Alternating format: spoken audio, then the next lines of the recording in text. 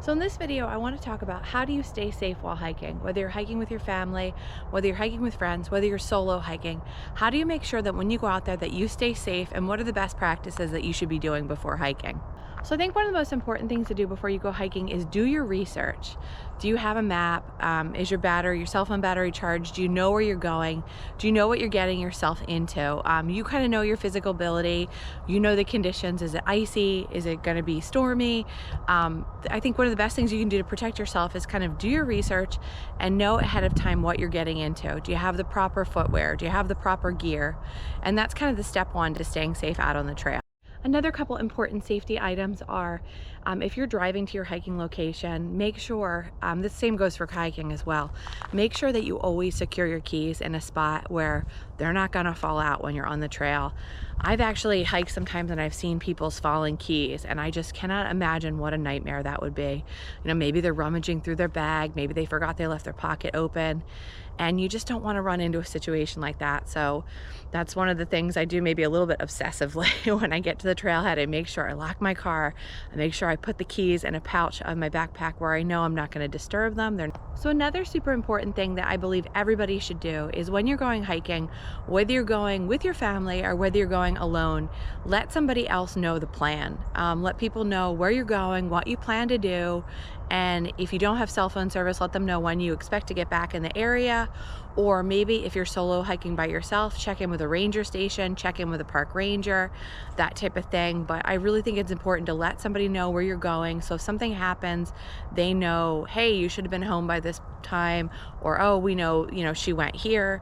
Those are just good general safety tips. I do this for kayaking, I do this for hiking, and I think it's really important to communicate with your partner, your family, your friend, what your plans are. I think another really important thing is to know your ability levels. Know what you're capable of. You don't want to just go out and, hey, I'm going to do a 15-mile hike today.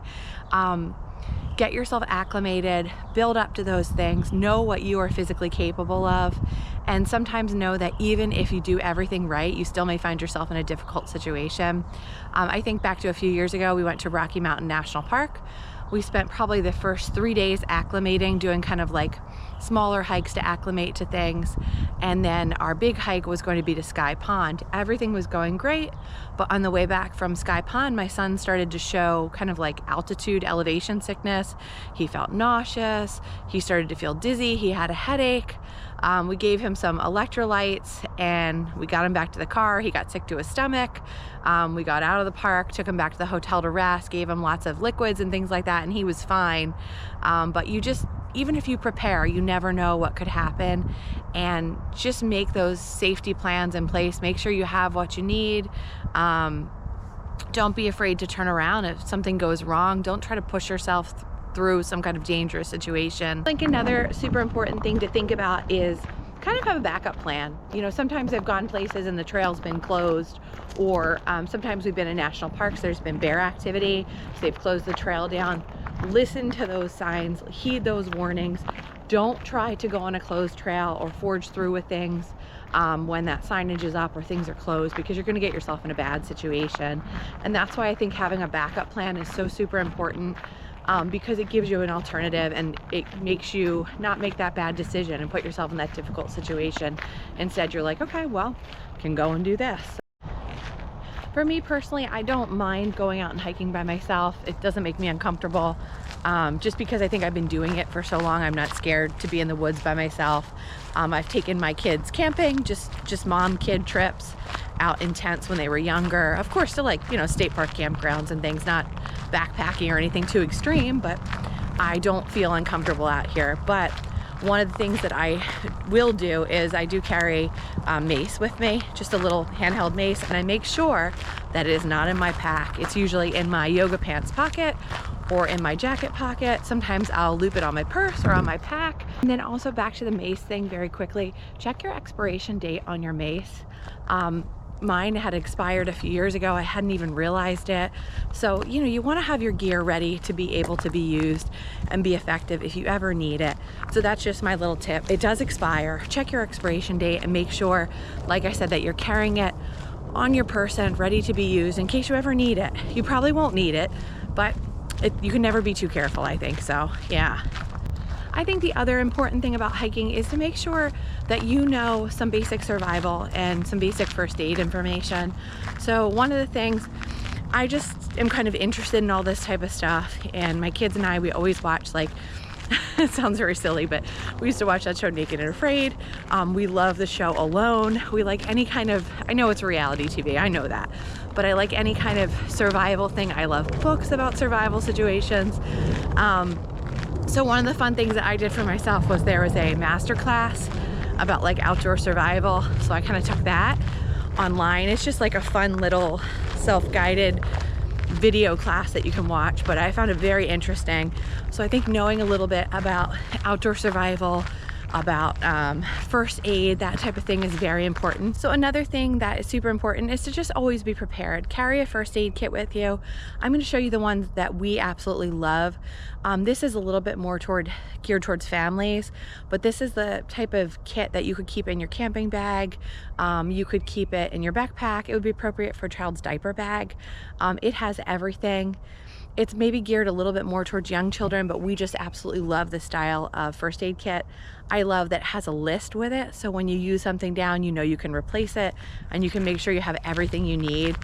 Now this is the first aid kit that I was mentioning. So one of the reasons we use this kit is because it literally has everything. So it's got tick removers, safety pins, Q-tips, Band-Aids, antibiotic ointment, lip balm, sting relief, alcohol prep pads, hydrocortisone, burn gel in here, butterfly bandages. It's got things like tape, medical tape, nosebleed plugs, and then as well as some, stickers and things if you've got little ones that are. It has tweezers, it has little mini scissors, and this is TSA compliant, which is really nice, so you can bring this on the plane if you wanted to. But I've just found that this is just such a comprehensive kit, and I also really like the compact size. Yeah, having the first aid kit is just a great idea, and I've learned that I kind of just keep it everywhere. I have like a travel first aid kit I bring when we go on vacation, although the one that I use in my hiking backpack is TSA compliant, so I could bring that along with me if I wanted to, but I tend to just keep this one in my backpack just so it's always there. I've even resorted to, now I keep a little first aid kit when we go crabbing or fishing in that kind of bag, because we've had situations where you get pierced by a hook, or you cut your hand on something sharp, or you just want to have antibiotic or something to clean an injury. So that's something that I keep in those type of bags as well. A lot of people carry like the Garmin, the GPS kind of tracker things. For me as a day hiker, just doesn't make sense for me to pay that subscription fee. But I think if you're a backpacker, if you're someone that's going into like backwoods situations, you're maybe backpacking, you're going alone, could be a good idea to have. Could definitely be a good idea. But for me, it's just not something that I would really need. Now maybe at some point in my life, if I get into hobbies like that after my kids are grown, that'd be something I'd consider. Another safety thing is make sure that you bring enough food and water with you. I tend to just keep shelf-stable snacks in the backpack. Granola bars, things like that, nuts that aren't gonna go bad for a while, because I have kids and they can snack like you wouldn't believe. But it actually comes in handy. Sometimes you're out hiking and you decide, hey, you know what, I'm gonna do this extra loop, or I'm gonna go to this other park, and you have that freedom because you have some food, you have some water with you, and it allows you to like extend your day a little bit longer. Or maybe you're hiking and you just didn't have enough breakfast that morning and you're starting to feel your blood sugar drop, or just not feeling your best. It's always important to have that kind of stuff with you, and I think that's another way to stay safe out here. Another really important thing to think about is, do you require any medicines? Maybe you have asthma, or maybe you need an inhaler. I really don't have anything that I need to take, but if you do, that might be something important to keep in your bag as well, in case you run into those type of situations. If you have a food allergy, maybe you want to bring that EpiPen with you. So think about things like that when you're thinking about trail safety as well. All right, so I hope you guys have found this helpful. Let me know, what do you do to stay safe when you're out hiking and exploring and backpacking? If you go alone, what makes you feel a little bit more comfortable? Do you let somebody know where you're going? If you're hiking in a group, what things do you bring along with you to stay safe? Let me know. Thanks for watching, guys. Have a great day.